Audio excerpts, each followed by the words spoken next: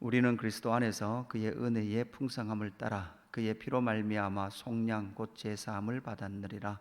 이는 그가 모든 지혜와 총명을 우리에게 넘치게 하사 그 뜻의 비밀을 우리에게 알리신 것이요 그의 기뻐하심을 따라 그리스도 안에서 때가 찬 경륜을 위하여 예정하신 것이니 하늘에 있는 것이나 땅에 있는 것이 다 그리스도 안에서 통일되게 하려 하심이라.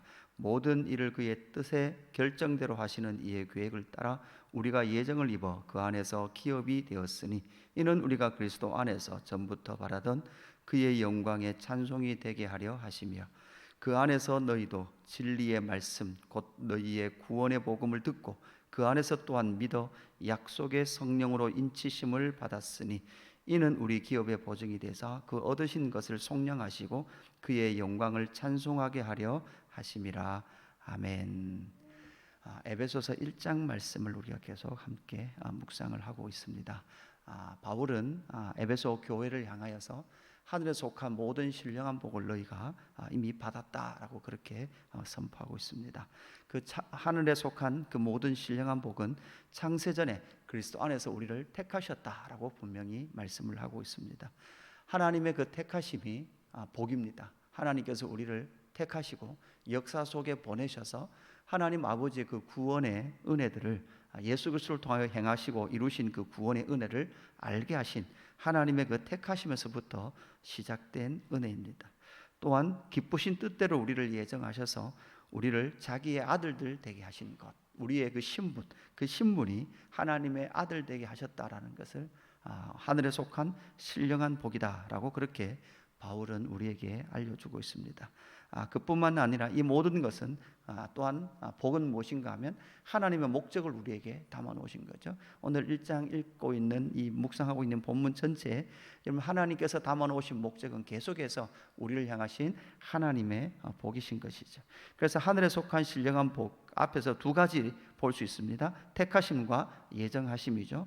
오늘 또 하나 더 본다면 세 번째는 그의 피로 말미암아 속량하심이라고 그렇게 바울은 우리에게 말씀하고 있습니다. 7절에 보니까 우리는 그리스도 안에서 그의 은혜의 풍성함을 따라 그의 피로 말미암아 속량 곧 제사함을 받았느리라 이렇게 말씀하고 있습니다. 하나님께서 성도들을 통하여 또한 그리스도 안에 있는 신실한 자들을 통하여 하나님의 찬송이 되게 하기 위해서 하나님께서 찬송받기 위해서 그들을 어떻게 만드셨는가, 어떤 복을 주셨는가 하면 속량 곧 제사함을 우리에게 주셨다라고 분명히 말씀합니다. 그러면서 우리가 인간이라는 그 존재, 죄 사함 받지 않고는 살 수 없는 존재, 하나님을 찬송할 수 없는 죄인은 절대 하나님을 찬송할 수 없습니다. 그래서 그 죄 사하기 위하여서 속량, 값을 치르고 사오셨다라고 분명히 말씀하고 있습니다. 속량이라는 것은 바로 그것이죠. 값을 치르고 사오신 거죠. 예수님께서 완전한 하나님으로 이 땅 가운데 오신 이유는 생명의 값을 치르기 위하여 이 땅 가운데 오셨습니다. 바울은 그래서 이것을 로마서 3장에서 이렇게 우리에게 알려주고 있죠. 모든 사람이 죄를 범하였음에 하나님의 영광에 이르지 못하더니 모든 사람이 죄를 범했기 때문에 하나님의 영광에 이르지 못해요. 다른 말로 하면 사람이라는 존재, 하나님의 형상과 모양대로 지어진 존재는 원래는 하나님의 영광에 이르도록 지음받은 존재예요. 언제든지 하나님께 다가갈 수 있고 하나님 안에 거할 수 있는 존재였단 말이죠. 그럼에도 불구하고 하나님으로부터 하나님 앞에 죄를 지음으로 말미암아 하나님의 영광에 이르지 못했죠. 거기에 대하여 그리스도 예수 안에 있는 속량으로 말미암아 하나님의 은혜로 값없이 의롭다 하심을 얻은 자 되었느리라. 왜 값없습니까? 여러분, 죄인은 생명의 가치가 없습니다. 값을 치를 능력도 없는 것이죠. 그래서 하나님께서 예수 그리스도의 그 생명의 값을 치르심을 통해서 우리에게는 값을 묻지 않으셨죠. 우리에게 값을 묻지 않고, 왜 값을 묻지 않느냐? 바로 우리가 그 값을 치를 수 있는 능력이 없었기 때문에 그리스도를 통하여 그 값을 치르고 죄 사함을 허락하신 이후 우리에게 의롭다 하심을 허락하신 것이죠. 그래서 여러분, 우리는 내가 구원에 이른 것이 아닙니다. 하나님께서 구원을 해 주신 거죠. 여러분, 믿음도 우리가 자랑할 것이 없죠. 요즘 보니까 이 영아들 치료한 유아들 어떤 치료하는 약이 한 20억 한다 그러죠. 근데 여러분 20억 하는 약을 먹을 수는 없잖아요. 20억 정말 재산이 있지 않고는 먹지 못하죠. 근데 최근에 어떤 그것이 알려지고 국민건강보험이 적용되면서 이제 그 약을 먹을 수 있는 거죠. 여러분 그렇다고 해서 내가 그 약을 먹어서 나았는데 밖에 나가서 내가 약을 먹었잖아. 자기의 먹은 행동을 자랑할 수 있어요, 없어요? 먹을 행동을 자랑하는 게 아니라 뭐를 자랑하게 돼요? 그 약을 자랑하게 되죠. 이런 약이 있다더라. 이런 약이 있다더라. 이렇게 말하는 거지. 내가 그 약을 먹었잖아. 약 이름은 말 안 해주고 내가 그 약을 먹었다. 내 행동에 초점을 맞출 수 없는 거죠. 그 복음이라는 예수 그리스도의 십자가의 대속의 그 은혜의 효력이 바로 나의 어떤 행위에 맞춰져 있는 것이 아니라 하나님의 그 일, 그의 피로 말미암아 속량하심의 죄 사함의 은혜가 나에게 하나님의 계획 가운데 신령한 복 가운데 우리에게 임했다라는 것을 말씀해 주고 있죠. 여러분 이것은 어떻게 알 수 있습니까? 모든 지혜와 총명을 우리에게 넘치게 하십니다. 8절에 보니까 이는 그가 모든 지혜와 총명을 우리에게 넘치게 하사 9절 그 뜻의 비밀. 여러분 그 뜻의 비밀이에요. 여러분 이거 참 비밀을 우리가 아는 거죠. 여러분 이 다니엘이 그 다니엘서 2장 44절 다니엘이 포로로 잡혀가잖아요. 포로로 잡혀간 상황 가운데서도 다니엘서 2장 44절에 보니까 이 여러 왕들의 시대에 하늘의 하나님이 한 나라를 세우시리니 이것은 영원히 망하지도 아니할 것이요 그 국권이 다른 백성에게 돌아가지도 아니할 것이요 도리어 이 모든 나라를 쳐서 멸망시키고 영원히 설 것이라 이렇게 예언을 하죠. 그러니까 이게 느부갓네살 신상의 꿈을 다니엘이 해석하죠. 누가 그 비밀을 알려주셨습니까? 하나님께서 그 꿈의 해석을 허락하신 것이죠. 그래서 지금은 이 느부갓네살 왕 바벨론이 세상의 최고의 큰 나라 같지만 그러나 하나님은 하나님의 비밀을 다니엘에게 알리시고 그 다니엘을 통하여서 하나님은 그 뜻을 알리신 이후에 실제로 저 역사 가운데 저 제국의 역사는 무너지고 하나님의 나라가 이 땅 가운데 세워지는 그 뜻의 비밀을 알려주셨던 것이죠. 그래서 여러분 모든 지혜와 총명이 무엇입니까? 무엇을 아는 게 지혜로운 것입니까? 무엇을 아는 것이 총명한 것입니까? 바로 이 하늘에 속한 신령한 복이 무엇인지를 아는 것이 그 사람이 총명한 사람이에요. 그 사람이 지혜로운 사람이에요. 여러분 요즘 똑똑한 사람들이 얼마나 많습니까? 책을 읽어서 얼마나 정보들이 많아서 여러분 정보들이 많은 사람들이 엄청나게 많습니다. 뭐 박학다식이에요. 모든 걸 다 알아요. 그러나 그 모든 것을 다 알아도 이 하나님의 비밀, 이 하나님의 비밀을 모르는 사람은 그 모든 지혜와 총명이 그에게 없는 사람이죠. 그래서 9절 그 뜻의 비밀을 우리에게 알리신 것이요 그의 기뻐하심을 따라 그리스도 안에서 때가 찬 경륜을 위하여 예정하셨다라고 분명히 우리에게 말씀을 하고 있습니다. 여러분 여기서 때가 찬 경륜이라고 말하는 이 경륜도 무엇일까요?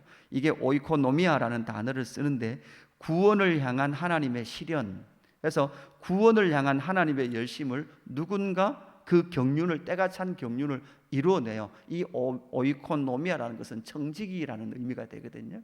그래서 하나님께서 창세전 언약, 창세전 구원의 계획을 하셨을 때 그 구원을 하나님께서는 계획하시고 그 구원을 신실하게 그 하나님의 경륜을 누가 이루어요? 예수님이 구원을 이루시죠. 하나님 아들 예수님께서 그 구원을 이루시고 성령님은 어떤 일을 하십니까? 그 구원을 우리에게 적용하시죠. 삼위 하나님의 구원 계획, 구원의 협약입니다. 성부 하나님께서 구원을 계획하시고 하나님의 아들 예수 그리스도께서 때가 찬 경륜 오이코노미와 청지기로서 구원을 향한 하나님의 계획을 실현하시는 그 일을 이루신 것이죠. 그 일을 통하여 10절에 보니까 하늘에 있는 것이나 땅에 있는 것이 다 그리스도 안에서 통일되게 하려 하십니다. 하늘과 땅을 통일시키시는 거죠. 여러분 자세히 보십시오. 하늘과 땅을 통일시키는 것은 머리신 그리스도를 통하여서 이 땅 가운데 어떤 기업이 나타납니까? 교회라는 기업이 나타나요.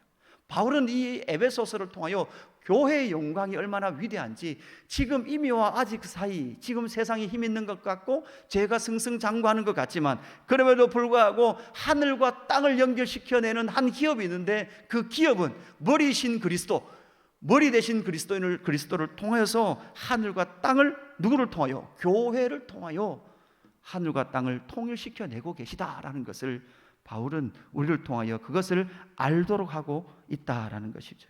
그래서 그의 피로 말미암아 속량하심, 죄 사함을 통하여 의롭다 하시고, 그 의롭다 하심을 받은 교회를 통해서 하늘의 신령한 복을 부으심을 통하여서 그리스도 안에서 통일시키는, 하늘과 땅을 통일시키는 놀라운 일을 행하시는 거죠. 그래서 성도의 위대함은 무엇입니까? 바로 이것입니다. 교회의 위대함은 무엇입니까? 바로 이것입니다. 하늘과 땅을 통일시켜내는 놀라운 일들을 이미 시작하시고 그날의 주님은 완성하시고 이루신다라고 우리에게 말씀하고 계시는 것이죠. 또 하나 하늘에 속한 복이 무엇입니까? 이어서 나타나게 되는 거죠. 11절 보십시오. 모든 일을 그의 뜻에 결정대로 하시는 이의 계획을 따라 우리가 예정을 입어 그 안에서 기업이 되었으니. 그래서 하늘에 속한 신령한 복은요, 그 계획을 따라서 우리가 예정을 입어 그 안에서 기업이 되는 것입니다. 된 것입니다. 그래서 하나님의 기업은 바로 교회, 주님의 몸된 교회입니다. 여러분, 여기서 우리가 오늘 이제 이 네 가지 하늘에 속한 신령한 복을 보았는데요, 여기서 우리가 주의해야 될 것이 있습니다. 여러분, 그것은 무엇인가 하면, 여러분 복음주의라는 단어를 많이 들어보셨을 거예요. 여러분, 복음주의라는 것은 예수 그리스도의 십자가 복음, 그리고 성령의 은혜가 분명하고 그 은혜가 나에게 경험된 것 중심으로 복음주의는 설명해 가고 있습니다. 내가 그 십자가의 복음을 경험했느냐 하지 않았느냐, 성령의 은혜를 경험했느냐 하지 않았느냐, 이 중심으로 설명해 가는 것이 복음주의라는 건데, 이 복음주의라는 단어가 아주 좋은 단어죠. 정말 좋은 단어임에도 불구하고 이 복음주의는 실존주의적 나의 경험에 중심하고 있다는 거예요. 좀 어려운 말이죠. 여러분, 그건 뭔가 하면, 여러분, 복음인 내가 경험함을 통해서, 나에게 효력이 미침을 통해서 내가 그 복음의 은혜를 경험한 것을 통해서 이 복음이 복음 됐다라고 자꾸 설명하다 보면, 그러면 내가 경험하지 못한 영역은요, 여러분, 이것은 무엇을 말하는가 하면, 복음주의라고 말하는 단어보다 더 큰 단어는, 여러분, 이미 하나님께서 뭐 하신 거예요? 계획하시고 그 계획을 이루어 가시는 거예요. 이건 놀라운 일인 거죠. 여러분, 사실은 내가 경험하든 하지 않든 이미 하나님께서 이 놀라운 일들을 이루어 가시는 거죠. 여러분, 그래서 로마서 9장 11절 말씀 보면 이렇게 말합니다. 로마서 9장 11절 말씀에 보면, 없나요? 없으면, 그죠? 그뿐 아니라 또한 리브가가 우리 조상 이삭 한 사람으로 말미암아 임신하였는데, 이렇게 말하죠.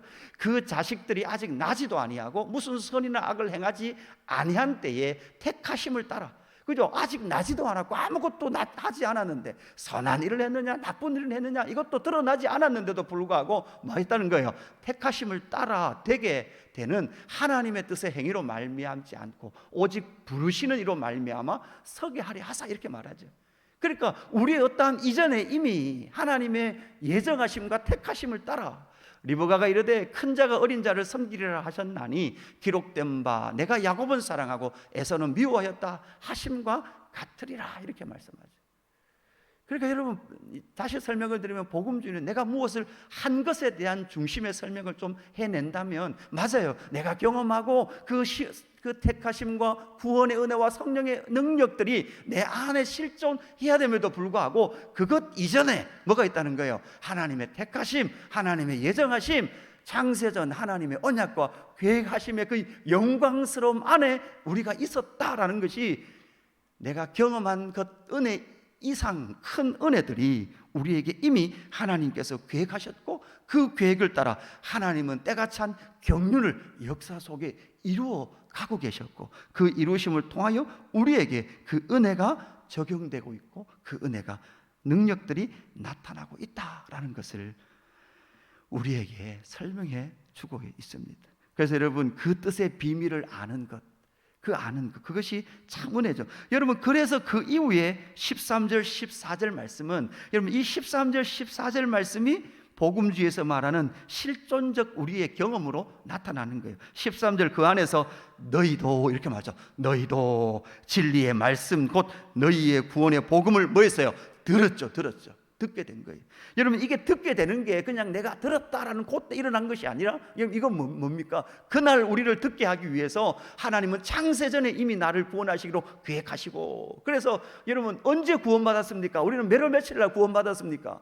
여러분, 몇월 며칠 날 구원받은 거, 구원파가 뭐라고 말합니까? 너 생일 언제냐? 제 생일 언제입니다 이렇게 말하죠. 그러면 그 다음 뭐라고 물어요? 너는 그럼 언제 구원받았냐? 저는 언제 구원받은지 잘 모르겠는데 그런단 말이죠. 우리 잘 모르죠. 날짜 잘 모르죠. 그러면 우린 그러니까 그분이 그러죠. 네 생일을 또 아는데, 너 육체가 태어난 날도 아는데 영혼의 생일을 왜 모르냐? 닌 그래서 아직도 구원 못 받은 거다. 그래서 구원파 가야 된다고 데리고 간단 말이지. 여러분, 우리가 혹시라도 하나님의 은혜를 받아서 회심했던 경험들의 날짜를 기억하시는 분이 있어요.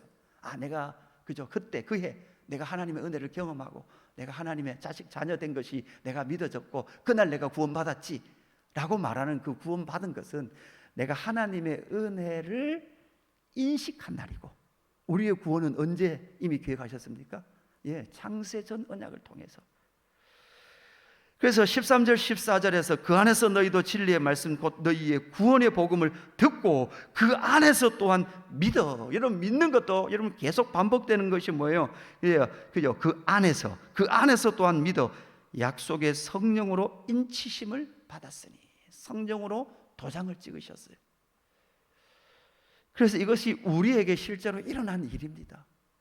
그런데 13절 14절만 너무 강조하다 보면 이 13절 14절 이전에 하나님께서 하늘에 속한 모든 신령한 복으로 우리에게 이미 행해 놓으셨던 이 놀라운 복음의 역사와 하나님의 때가 찬 경륜을 우리는 잘 생각하지 못하는 거예요. 그래서 자꾸 내가 믿었고 내가 좋은 일을 했고 내가 선한 일을 했다라는 것이 자꾸 우리의 자랑이 되고 우리의 의가 되는 일로 나타나더라는 것이죠. 14절 이는 우리 기업의 보증이 되사 그 얻으신 것을 속량하시고 그의 영광을 찬송하게 하려 하심이라. 결국 계속해서 반복되는 단어가 무엇입니까? 그의 영광을 찬송하게 하려 하심이라. 그의 은혜의 영광을 찬송하게 하려 하심이라 라고 말씀하시는 이 놀라운 일들을 우리에게 말씀해 주고 있습니다. 그래서 하나님께서는 우리에게 진리의 말씀을 듣도록 하시고 길을 열도록 하셨어요. 그래서 우리는 성경을 통하여 하나님의 이 때가 찬 경륜과 그의 뜻의 비밀을 이제는 우리가 끊임없이 이 성경 66권을 통해서 알아가는 거예요. 그래서 그 기업의 풍성함이 어떠한지를 알아가는 거죠. 내가 경영하고 있는 기업이 동네 구멍가게라고 생각하면 그냥 그 정도의 수준으로 경영할 거예요. 그러나 내가 경영해야 될 기업이 삼성이다, LG다, 그죠? 그러면 정신이 번쩍 들 거예요. 여러분, 우리가 경영하는 기업, 하나님께서 우리에게 맡기신 기업은 하늘과 땅을 통일시킬 기업들이에요. 그래서 좀 목회가 정말 감사하고 영광스러운 일이, 그죠? 하늘과 땅을 통일시켜내는 교회, 하나님의 기업을 세워가는 거죠. 여러분이 교회를 함께 세워가는 것은 하늘과 땅을 통일시켜 내시는 그리스도의 그 풍성한 몸을 이루어내는 거예요. 우리가 중세 수요일날 중세교회에서 공부하지 않습니까? 그 중세교회가 잘못 생각했던 것, 그죠? 여러분, 교회가 이렇게 영광스러운데 그 영광스러운 교회를 자꾸 이 세상을 점령하는 통로로 교회를 사용했기 때문에 그 교회에 대한 오해, 그 교회의 그 왜곡이 중세교회에 그렇게 나타났던 거예요. 여러분, 우리가 하늘과 땅을 통일시키는 그리스도의 그 기업의 영광이, 우리에게 맡기신 그 기업의 영광이 이 세상을 향해서 나갈 때는 뭐로 나갑니까? 칼과 총으로 나가는 게 아니라, 맨파워로 나가는 게 아니라 뭐로 나가요? 사랑으로, 그리스도의 사랑으로 나아가는 거예요. 그래서 세상이 교회가 아니면 하나님의 땅에 찬 경륜과 사랑을 경험할 곳이 없는 거잖아요. 교회 말고는 하나님의 경륜을 보일 곳이 없는 거잖아요. 그래서 교회를 통해서 이 모든 하늘의 신령한 복, 그래서 여러분, 우리의 삶 가운데 어떠한 일들이 일어나도 절대 하나님의 이 경륜은 변하지 않습니다. 여러분, 생각해 보십시오. 우리가 히브리서 이런 말씀을 묵상하면서 하나님의 구원을 막 상실될 것처럼 그렇게 말하셨어요.